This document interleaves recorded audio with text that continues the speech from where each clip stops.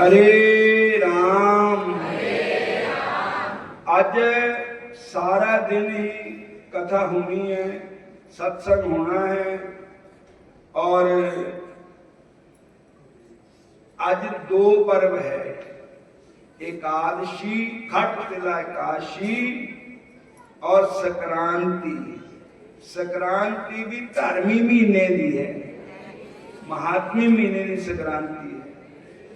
और अज साडे हिमाचल प्रदेश के डिप्टी सीएम मुकेश अग्निहोत्री भी 2 बजे मंदिर विच भगवान का दर्शन करने आ रहे हैं। और अज सत्संग रात में भी श्याम सुंदर जी उत्थे ही है, रात में भी सत्संग होना ते नामदान भी सारे दिन दिते जाने हैं। हुणे के बाद भी नामदान दिते जाने हैं। और अपनी खुशी नाल इस पर्व विच जो भी कोई सेवा पानी चाहे वो सेवा तुहाडी वृंदावन धाम साडे किशोरी जी परसों ही आए है, कल सवेरा आए, एक लैंटर पाके हजा काम चली जाना। और अपनी खुशी नाल वृंदावन वास्ते तो जो भागवत कथा हो रही है, बड़ा भारी खर्चा हुंदा, तुहानू पता ही है। आप अपनी खुशी नाल भागवत विच भी सेवा ओही नाल जाना जिहड़ा तुसी प्रभु दे अर्पण करना है। बोलो हरे कृष्णा, फिर बोलो हरे कृष्णा। नाले एक कथा रोज करनी तां यही टाइम ठीक है कि नहीं? 8 बजे का टाइम वो ताही है भी दूर पार की भी संगत आ जानी है। ठंड का मौसम है, ढेफे जो निकलते नहीं है और जी भी नहीं करता निकलने को। कई बार चाह पी लेंगे बैठे बैठे ढेफ। बोलो हरे कृष्णा। तो सारी संगत ने रोज माघ महात्म की कथा श्रवण करनी है। ਜਿਹੜੀਆਂ ਇੱਥੇ संगत लोकल संगत ਜਿਹੜੇ आ सकते दूरों पारों वो भी आ सकते। हरे कृष्णा।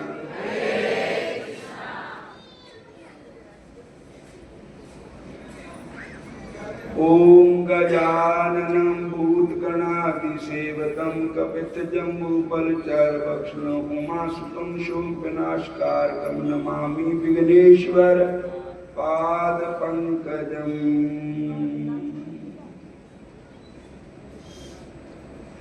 माघ महात्म की ये कथा सतयुग में स्वयं भगवान शिव द्वारा मातेश्वरी पार्वती जी को सुनाई गई थी।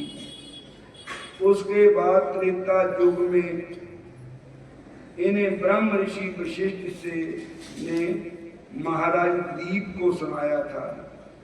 और द्वापर युग में भगवान दत्तात्रेय जी सहस्त्रबाहु को ये कथा सुनाई थी। सभी पापों से मुक्ति दिलाने वाली, इस लोक में सब सुख देने वाली, रिद्धि सिद्धि और अंत में मोक्ष देने वाली ये पाप मोचनी कथा है, माघ महात्म की कथा है। हरे कृष्ण।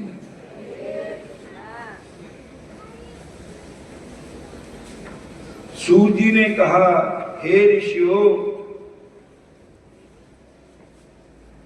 भूमंडल के समस्त राजों महाराजों में श्रेष्ठ पुण्यात्मा और प्रतापी इक्ष्वाकु वंशी महाराजा दिलीप ने एक दिन अपने अनुचरों सहित सब प्रकार से पूर्ण सुसज्जित होकर वन में अखेट के लिए प्रस्थान किया। ये बात चक्र छेड़ा होता तो रुक दो। बोलो हरे कृष्ण। पूर्ण सज्जित होकर वन में अखेट के लिए प्रस्थान किया। उनके अनुचर तथा सहायक भी सभी प्रकार के अस्त्र शास्त्रों से सुसज्जित थे। मन में वन में पहुंचकर सभी शिकार की खोज में इधर उधर दौड़ने लगे। वैसे ही किसी अंचर को कोई वन पशु दृष्टिगोचर होता, वैसे ही वह महाराजा दिलीप को सूचित करता। श्री रामचंद्र भगवान के वंश में एक राजा हुए जिनका नाम था दिलीप। बोलो हरे कृष्ण। और दिलीप राजा शिकार खेलन गए। कद गए? आज के दिन। और अनेक अपनी सेना को साथ लेकर के गए। बोलो हरे कृष्ण। बन दे पशुओं को मार लगे। राजा ने अनेक मृगों तथा जंगली सूरों इत्यादि का शिकार किया। उस समय सभी उत्साहित होकर अपने अपने अश्वों पर आरूढ़ होकर वन में फैल गए तथा मिर्ग में शिकार मदमस्त होकर अन्य जीवों का शिकार कर रहे थे। कई दिनों तक वह कर्म चलता रहा। सभी वन प्राणियों के में भय और भाग दौड़ छा गई थी। महाराजा अपने अंचलों से शिकार करते और विश्राम करते हुए आगे बढ़ते जा रहे थे। राजा सिंह का शिकार करने को व्याकुल हो रहा था, पर समस्त वन में सिंह अब तक दृष्टिगोचर नहीं हुआ था। इसी समय दिलीप ने देखा कि एक अत्यंत सुंदर मृग एक झाड़ी से निकला तथा बड़ी तेज गति से चौंकड़ियां भरते हुए वन की ओर भाग चला। राजा दिलीप ने जैसे ही उस मृग को देखा, वैसे ही अपना घोड़ा उसके पीछे दौड़ाकर उसका पीछा करना शुरू कर दिया। किंतु मृग के भागने की गति इतनी तेज थी कि राजा का अश्व उसके पास पहुंच ही नहीं पाया। भगवान शिव जी ने माता पार्वती को बतलाया, हे पार्वती, ये कोई साधारण वन मृग ना था, बल्कि मायावी मृग था। कभी वह मायावी मृग बाजू वेग से उड़ता प्रतीक करता और कभी लंबी लंबी छलांगें भरता वन में अदृश्य हो जाता। राजा को अपने धनुष पर बार संधान कर उस मृग का खेत करने का अवसर ही प्राप्त नहीं हो रहा था। इस प्रकार अत्यंत कठिन बाणों मार्गों से गमन करता हुआ वह मृग राजा को भ्रमित और श्रमित करता हुआ कठिन और दुर्गम मार्गों से भागता रहा और अत्यंत दुर्गम लता गुल्मों से आच्छादित कंटकीर्ण प्रदेश में घुसकर अदृश्य हो गया। राजा भी मृग के पीछे पीछे अपने अंचरों से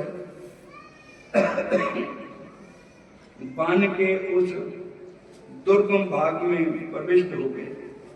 परंतु जब वह मायावी मृग वहां से लुप्त हो गया, थके हुए राजा और उनके अनुचर प्यास से व्याकुल हो रहे थे। कुछ दूरी पर प्यास से व्याकुल राजा और उसके अनुचरों ने एक अत्यंत सुंदर रमणीक जलाशय देखा। उस सरोवर की शोभा देखकर राजा और उसके अनुचर प्रफुल्लित हो उठे। सरोवर का जल अत्यंत स्वच्छ, निर्मल तथा पारदर्शी था। जल में मछलियां विहार कर रही थी तथा मध्य भाग में सुंदर सुंदर कमल खिल रहे थे। इस जलाशय के सुंदर और निर्मल जल को देखकर ही राजा का मन प्रसन्न हो गया और वह अपना सारा श्रम और क्लांति भूल गया था। सभी अपने अपने घोड़ों से उतर गए और उन्हें जलाशय के किनारे के वृक्षों से बांधकर विश्राम करने लगे। थकावट दूर होने पर सब ने सरोवर में स्नान किया और मध्याह्न संध्या उपासना करके भोजन किया। भोजनोपरांत राजा अपने अनुचरों सहित सरोवर के वृक्षों की छाया में विश्राम करने लगे। राजा ने रात्रि उसी सरोवर के तट पर बिताने का निर्णय किया। भोजन करने और मशाले जलाने के बाद राजा और कुछ सेवक सो गए और कुछ पहरा देने लगे। रात्रि के दूसरे पहर में जंगली शूकर का एक बड़ा सा दल उस सरोवर पर आया। शूकरों ने जल में घुसकर सरोवर के कमलों का जी भरकर भक्षण किया और जल पीकर अपनी भूख प्यास मिटाई। सरोवर के जल और कमलों से शूकर दल अपनी भूख और प्यास शांत कर लौटने लगा। तभी उन पर राजा के शिकारी दल तथा सैनिकों ने अचानक तलवारों, भालों तथा बाणों से भयंकर आक्रमण कर दिया। अनेकों शूकर मारे गए। इससे राजा के अनुचरों, शिकारियों तथा सैनिकों में प्रसन्नता की लहर दौड़कर महर्षि विष्णु प्रसन्नता की लहर दौड़ आई। राजा ने मरे हुए शूकरों को घोड़ों पर लगवाया और नगर के लिए प्रस्थान करने को कहा। महाराजा दिलीप दल बल से जैसे ही प्रस्थान करने को उचित तैयार हुए, उन्होंने अपने सामने एक अत्यंत तेजस्वी देवी आपा संपन्न एक संत को देखा। जिस वेले पापां ते हटना होवे ना तो संत का मिलाप करांदे भगवान। संतां दी कृपा ही है जेडे असीं तुसीं इत्थे बैठे हैं। और राजा घोड़े से उतरकर उस संत के चरणों में शीश नवाकर प्रणाम किया। वह तपस्वी और कोई नहीं, वो उनका नाम था महर्षि बैखानस, जेडे संत राजा ने मिले। उन्होंने अपनी उम्र, तपस्या तथा व्रतों की दिव्य शक्ति द्वारा महर्षि की पदवी प्राप्त की थी। महर्षि बैखानस ने राजा के बहुमूल्य वस्त्र, आभूषणों और सज्जित दल बल को पहले ही देकर राजा होने का अनुमान लगा लिया। महर्षि ने गंभीर स्वर में कहा, राजन, इस पवित्र और संपूर्ण व्रत युक्त इस धर्मी महीने में, माघ महीने में आप क्या कर रहे हो? लोग तीर्थों में नहा के स्नान करा करते, कोई नाम जप रहे, कोई व्रत कर रहे, और तुसी ने खास में सूरा नु मारिया करते। संतां ने कहा कि तुसी सूर मारी जांदे, क्या पकड़िया वा तुसी इस दुनिया ते क्या लेके जाना? क्यों मारदे सूरां नु? जीवां नु क्यों मारदे? और तेनों पता नहीं है ये माघ का महीना है। बोलो हरे कृष्ण। और ये महीना तो बड़ा पवित्र है। माघ मास का स्नान प्रयागराज आदि तीर्थों पर करो तथा माघ मास की महात्म्य कथा को श्रद्धापूर्ण भक्ति पूर्वक सुनो। हे राजन, इससे निश्चित रूप से आपका कल्याण होगा, आपका उद्धार होकर आपको स्वर्ग की प्राप्ति होगी। भगवान शंकर जी ने माता पार्वती से आके कहा, हे देवी पार्वती। महर्षि बखांस के वचन सुनकर महाराजा दिलीप ने नतमस्तक होकर निवेदन किया, हे प्रभु, मुझे माघ मास का महात्म सुनाइए। विधान तथा उसके फल का हमें ज्ञान नहीं है और जीव हिंसा के पाप का भी ज्ञान नहीं है। इस विषय में विस्तार पूर्वक बतलाकर आप मुझे स्नान करने की ज्ञान कराने की कृपा करो।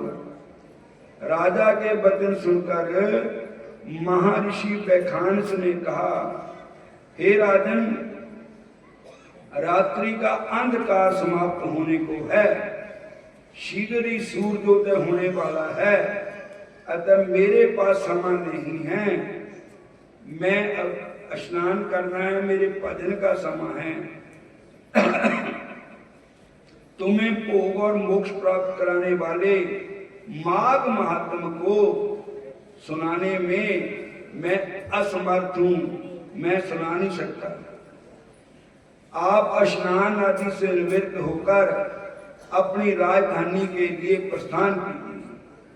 आप इस विषय में अपने कुल गुरु महर्षि वशिष्ठ जी से कथा पूरा ज्ञान को सुने। उन्होंने कहा कि मेरा टाइम ने ਤੁਹਾਨੂੰ ਮਾਘ ਮਹਾਤਮ ਦੀ ਕਥਾ ਸੁਣਾਣੇ ਦਾ। ਤੁਹਾਨੂੰ ਪਾਪੀ ਪਾਪ ਕਰਨ ਦਾ ਜੋ ਉਹਦਾ ਗਿਆਨ ਪਾਪ ਕਰਨ ਤੇ ਹਟਾਣੇ ਦਾ ਇੰਨਾ ਮੇਰੇ ਪਾਸ ਸਮਾਂ ਨਹੀਂ। ਤੇ ਮਾਘ ਮਹਾਤਮ ਦੀ ਕਥਾ ਤੁਸੀਂ ਸੁਣਨੀ ਹੈ ਤੇ ਅਯੋਧਿਆ में जाओ, अपने गुरु महाराज गुरु वशिष्ठ जी से कथा श्रवण करो। ये वैखानस ऋषि ने कहा, क्योंकि संतां दे मुंह ते सुनने की कुछ होर गल है और गुरु दे अपने गुरु महाराज के मुंह ते सुनने का कुछ होर महत्व है। तीर्थ नाते एक फल, संत मिलन फल चार, सतगुर मिलन अनेक फल, कहत कबीर विचार। पढ़ने तक किताब लेके आप पढ़ लो, पर उसका इतना महत्व नहीं जितना महत्व अपने गुरु महाराज के मुख से सुनने का होता है, संतों के मुख से सुनने का होता है। ये गल वैखानस ऋषि ने राजा दिलीप को कही कि आपके गुरु महाराज गुरु वशिष्ठ जी है, आप उनके द्वारा माघ महीने की कथा सुनी। राजा ने मरे हुए सूरों को सरोवर के समीप भी फेंकवा दिया। फिर समस्त सहयोगियों सहित सरोवर में स्नान कर अपनी राजधानी के लिए प्रस्थान किया। दूसरे दिन प्रातःकाल महाराज दिलीप ने अपने मंत्रियों सहित महर्षि वशिष्ठ जी के आश्रम में पहुंचकर महर्षि को श्रद्धा से नमस्कार किया। महाराजा दिलीप ने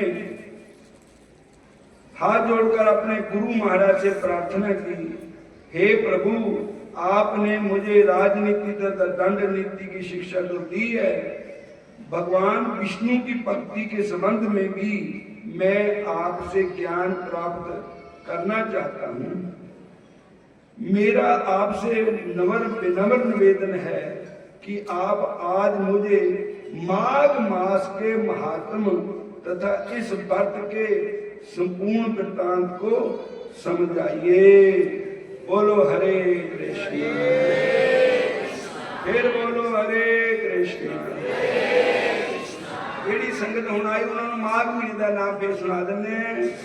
माघ मजन संग साधुआ तूड़ी कर हर का नाम त्यारे सुन सब ਨਾਨੋ ਕਰ ਜਨਮ ਕਰਮ ਮਲ ਉਤਰੈ ਮਨ ਤੇ ਜਾਏ ਕਾਮ ਕ੍ਰੋਧ ਨਾ ਮੋਹੀਐ ਬਿਨ ਸੈ ਲੋਭ ਸੁਮਾਨ ਸੱਚੇ ਮਾਰਗ ਚਲਦਿਆਂ ਉਸਤਤ ਕਰੈ 68 ਤੀਰਥ ਸਗਲ ਪੁਨ ਜੀਵ ਵਿਆਪਰ ਜਿਸਨੂੰ ਦੇਵੈ ਦਿਆ ਕਰ ਸੋਈ ਪੁਰਖ ਸੁਨਾਨ ਜਿਨ ਮਿਲਿਆ ਪ੍ਰਭ ਆਪਣਾ ਨਾਨਕ ਤਿਨ ਗੁਰ ਜਿਨ ਮਿਲਿਆ ਪ੍ਰਭ ਨਾਨਕ ਤਿਨ ਗੁਰ हरे कृष्णा। प्रसाद रखा है साढ़े विवेक शर्मा जी पहुंचे हैं, साढ़े बिक्कू जी जो साढ़े इलाके शान मान है और साढ़े MLA साहब है। बोलो हरे कृष्णा। आज 2 बजे मुकेश अग्निहोत्री जी भी पहुंच रहे हैं सत्संग के। आप सब संगतां आज सारा दिन कीर्तन होना, रात में भी होना, दिन में भी होना है। बोलो हरे कृष्णा हरे कृष्णा। सब सारिया संगतां नूं सूचना जिहड़ियां नूं कैलेंडर चाहिए है और माघ महात्म पढ़न वास्ते माघ महात्म दी किताबां लेनियां आप भी घर बैठे होता एक अध्याय पढ़ सकते हो। उन्हां संगतां दा माघ महात्म कैलेंडर भजना की किताब गीता